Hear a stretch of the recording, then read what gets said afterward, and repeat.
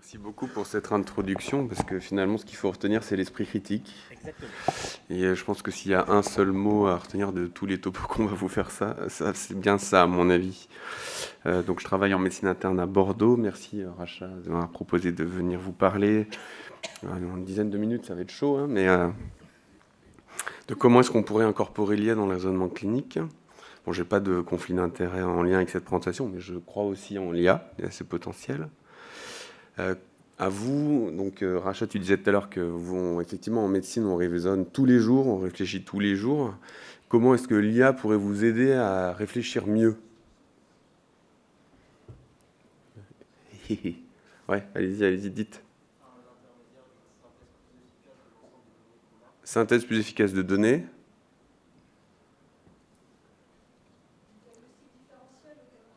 Voilà, donc du coup, une génération de diagnostics différentiels. Gain de temps, alors dans quel sens? C'est-à-dire que...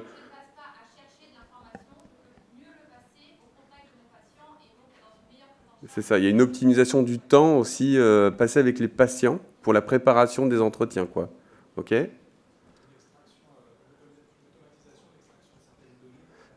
Ok, des dossiers médicaux par exemple, voilà, automatisation d'extraction des dossiers médicaux avec des données pertinentes. Épidémio sur la patientèle.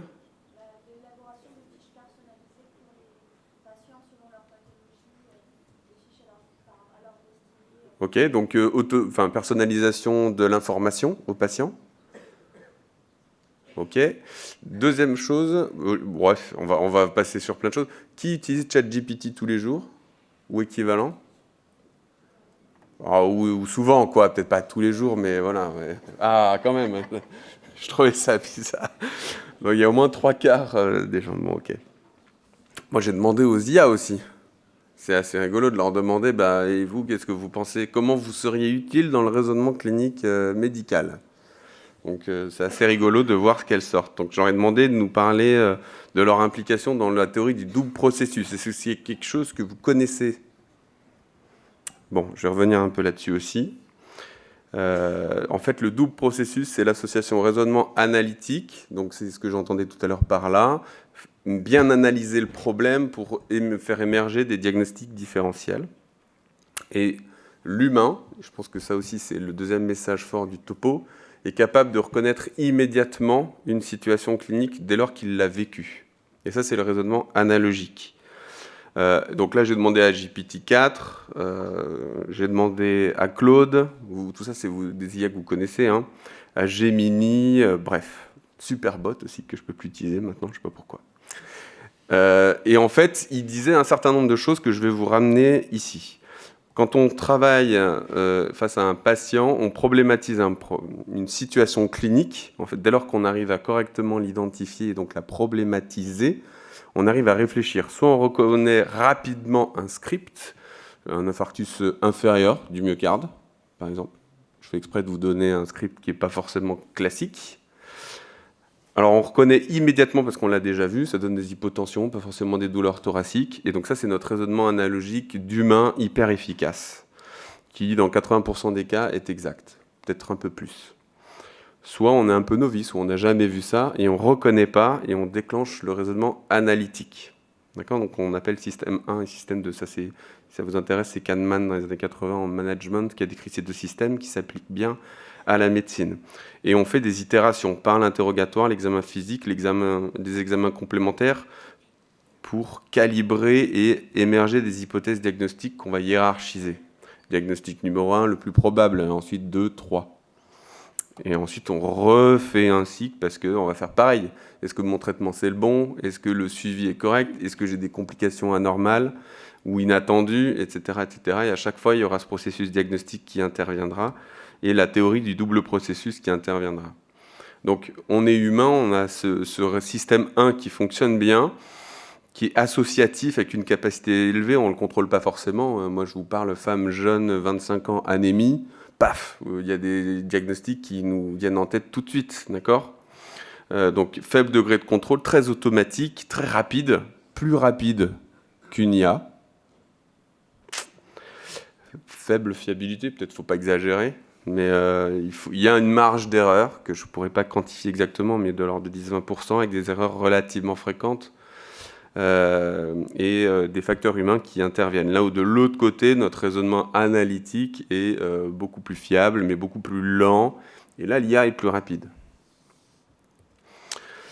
Ça, je passe. En fait, ce qui va poser problème dans notre raisonnement analogique, c'est des facteurs humains, donc la fatigue, le stress, la charge de travail, tout un tas de choses qui font qu'on ne va pas être très efficace pour raisonner de manière analytique et on va plus se reposer sur notre cerveau automatique, quoi. Ok, vous avez tous vécu, je pense, des gardes à 4h du matin aux urgences. Là, en termes de cerveau analytique, on n'est pas parti sur 15 minutes de décortication d'un cas clinique, je pense. Hein. En tout cas, moins facilement qu'au milieu de la matinée où on a pris un café. Et donc, on augmente le risque d'erreur. Et donc, dans ce raisonnement de la théorie du double processus, il émerge aussi maintenant un raisonnement probabiliste où on se dit, bah voilà, est-ce qu'il y a une probabilité pré-test que j'ai le bon diagnostic ? Vous avez tous utilisé les scores de prédiction des thromboses veineuses profondes, par exemple, ou des EP. Voilà, on a mis en place, par exemple, le TrackJack récemment pour la probabilité d'une polyglobuline vaqueuse devant une hémoglobine élevée. Bon, bref, il y a des scores pronostiques, de risque, de dépistage. Le problème, c'est que pour tout symptôme ou toute maladie, il va falloir donner toutes les probabilités. Alors là, je ne vous dis pas le travail énorme que ça va nécessiter. Mais il y a des bouquins qui ont été écrits et qui estiment ces probabilités-là.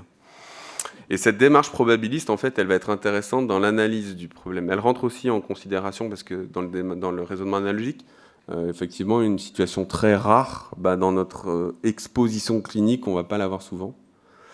Bon, ça interfère un peu dans le développement de nos scripts qui nous permettent de réfléchir de manière analogique. Par contre, la démarche probabiliste, elle est intéressante quand on est en train de décortiquer une situation qu'on ne connaît pas. D'accord ? Et donc, on va pouvoir émerger des hypothèses avec plus ou moins de probabilité. Et donc, l'IA, comment elle va venir dans cette théorie du double processus et du raisonnement probabiliste ? Donc, on en parlait un peu tout à l'heure. Ce qui est intéressant, c'est la reconnaissance par traitement de big data.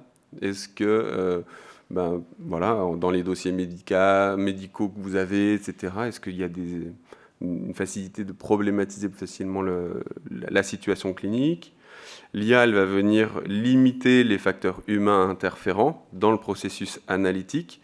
À 4h du mat' en garde, si on ne reconnaît pas la situation clinique, on la demande à l'IA et son raisonnement analytique il va être beaucoup plus rapide que le nôtre, a priori. Ça va permettre l'exhaustivité des diagnostics, notamment des diagnostics différentiels, et valider une démarche pour être sûr qu'elle soit bien en evidence-based medicine. L'IA m'a suggéré qu'elle allait être capable de nous entraîner au script. Alors ça, j'aimerais bien voir ça. Et donc on va, ça m'a titillé, donc je vais regarder. Ça m'étonnerait qu'elle soit capable de me faire toutes les formes de lupus. Voilà, on va voir. Par contre, elle peut être capable de détecter des anomalies subtiles, notamment on voit en radiologie, etc. Il y a peut-être des choses qui sont en train de sortir pour de la prédiction de maladies très précoces. On ne peut pas totalement parler de raisonnement analogique, mais on commence à y arriver, ou l'aide à la reconnaissance de l'urgence. C'est-à-dire qu'on ne se rend pas forcément compte que la situation clinique présentée par le patient est urgente. Et là, l'IA peut peut-être rectifier ça.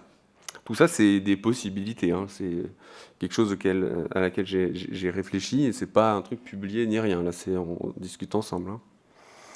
Donc, quel lien avec votre pratique de médecine générale ? Bon, la mienne en médecine interne. Bon, on a quand même des patients particuliers avec une certaine complexité biopsychosociale, des patients multicomorbides, il y a de la prévention à faire, il y a un degré d'incertitude élevé, un stade précoce et différencié des maladies, une approche centrée sur la personne qui complexifie un peu la pratique. Donc ça, c'est des limites pour l'IA, mais on peut avoir un gain de temps, on en parlait tout à l'heure, soit pour se tenir à jour, soit pour préparer des entretiens, avoir des listes de diagnostics si on n'arrive pas à élaborer plus d'un seul diagnostic différentiel. L'aide à la détection de signes précoces, on en a parlé, et la non-reconnaissance des urgences peut être proposée par l'IA, si on l'utilise bien. Je vous propose juste ça, je ne sais pas si vous connaissez, mais c'est Accelerare, c'est une IA spécialisée dans le dépistage des maladies rares. Je ne sais pas si vous connaissez, mais c'est distribué gratuitement pour aider les généralistes, les pédiatres ou d'autres médecins urgentistes à aller dépister des maladies rares. Et donc c'est une IA spécialisée, là pour le coup, dans le dépistage des maladies rares. Voilà, donc c'est ce que j'avais c'est un peu ce modèle-là que je voulais vous présenter. Et en gardant en tête, évidemment, à chaque fois, de garder la critique en tête pour chaque chose que va vous proposer l'intelligence artificielle. Voilà, merci.